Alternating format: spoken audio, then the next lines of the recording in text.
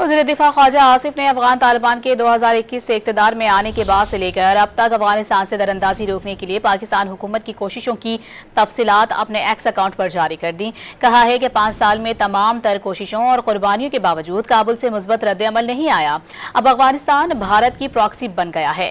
ख्वाजा आसिफ का कहना है कि भारत, अफगानिस्तान और TTP ने पाकिस्तान पर दहशतगर्दी मुसल्लत की है। अफगानिस्तान भारत की गोद में बैठकर पाकिस्तान के खिलाफ साजिश कर रहा है।